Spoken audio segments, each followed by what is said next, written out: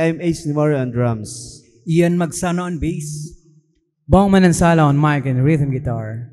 And I'm Jang Nofable on guitar. And we are the Edrolins. This is Jam on on Location here at Hotel Supreme Mall and Event Center.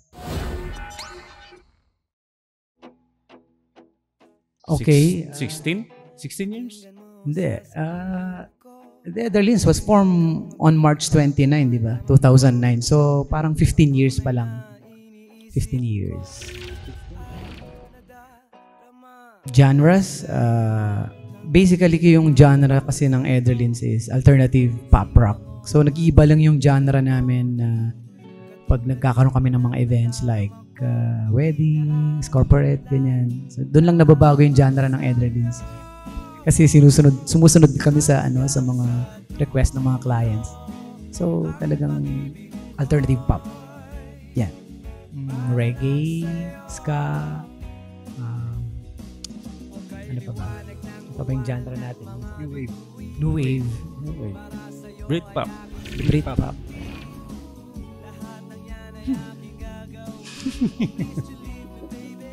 Albums na lang.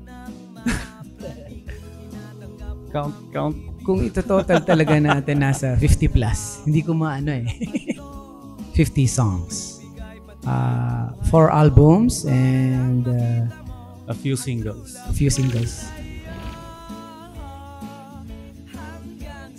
Pre, masaya. Daming pagkain. Yung nakakapanibago. Kasi syempre galing ako ng reggae. Pero syempre iska rin magkapatid din. Sa ibang mga pondo, medyo hirap pa.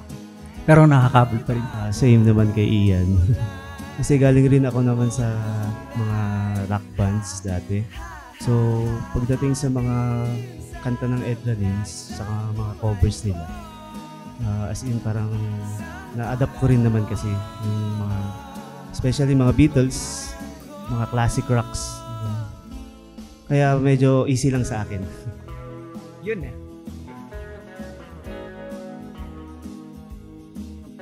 A few kisses.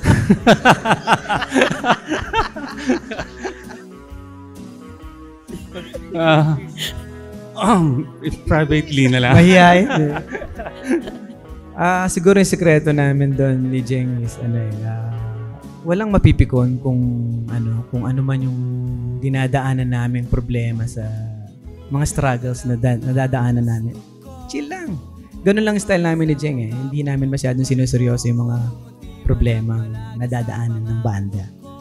Masosolve agad. Yun ang laging ginagawa namin ni Jeng. It's not a problem if it cannot be solved. Yes. English yun, Jeng. English yan, ha? Effort.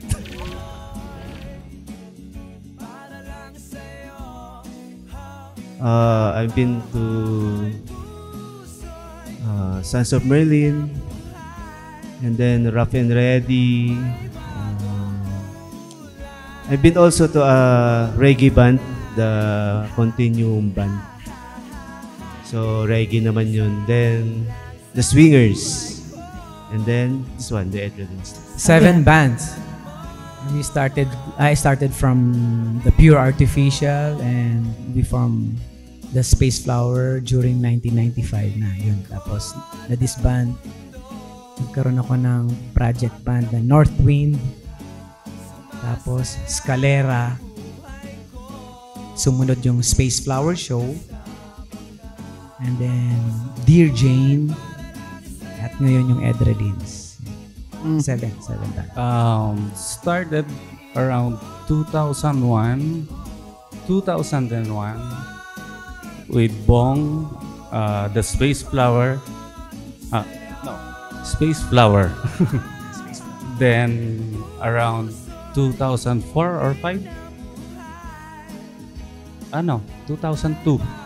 2002, nag-shift ng genre, then we changed the name to the Space Flower Show. So, I don't know if you consider that two, kasi kami pa rin naman magkasama noon that time.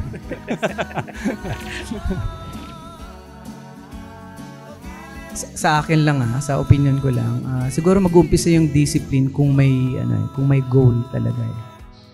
Kasi kung walang goal, parang bara-bara na lang eh, ganoon na lang. So, sabi ko sa banda, may goal tayo, kailangan nating gawin ito at magkaroon tayo ng leader. Kailangan merong leader kasi kung walang nagli-lead, labo-labo na yan eh. So, kailangan may isang leader na magsasabi kung paano yung goal na. Siguro kanya-kanya, no? For me, during pandemic, yan. Nung nagkaroon kami ng sobrang sakit sa loob kasi dahil yun eh, nandun na kami papunta na kami dun sa tinatawag nating Tugatog. Na-invite na kami for, US tour. Tapos sa Canada. Tapos pumasok yung pandemic, lahat yun nawala. Tapos back to zero dahil siyempre nawala yung mga ibang members. Ang hirap ng hikayatin. So, doon ang pinakamatinding challenges ng Edralins para sa akin. Siguro, pandemic din. Kasi, nag-change career ako noon eh. Naging construction worker ako. Naging mangingisda ako. Naging quarryman ako. So, yun yung mga trabaho ko noon. And, until nakabalik. Parang imposibleng bumalik na eh. Parang imposibleng bumalik ng time na yun. Siyempre si Bong. Inalam niyo din. Yun, siyempre, tuloy-tuloy na gig. Tsaka, yun nga, daming pagkain talaga, promise. Maraming pera. Maraming pera. Yun, number 1 yun. Siyempre si Bong din. Bakit ako? Ako naman, ang gusto ko sa Edralins, yung discipline ng banda. Kung anong sabi ni Bong na gagawin, talagang disiplinado kami gagawin namin. Especially kung sa mga ensayo or kung halimbawa on the spot na lang yung gagawin namin, kailangan yung assignment mo dun sa pyesa, kailangan alam mo. Kaya pag tundugtugin namin, okay. One time. Yun na gusto ko. Yeah. Discipline and camaraderie. Kasi, mahirap nang tibagin. Message to you, Rudy. Yeah. Sa lahat ng friends, musicians, listeners, just keep on playing. It's never too late. Okay, doon sa mga patuloy na sumusuporta at nagmamahal sa Edralins, maraming salamat sa inyo. At hindi naman mabubuo itong ganitong passion namin, kundi rin dahil sa inyo. So, mabuhay kayo at ang musikang Pilipino. Yun. Yun. Sa mga followers namin, mahal namin kayong lahat. Thank you, fans. Dito ka lang sa aking tabi. Dito ka lang, please. Dito ka lang sa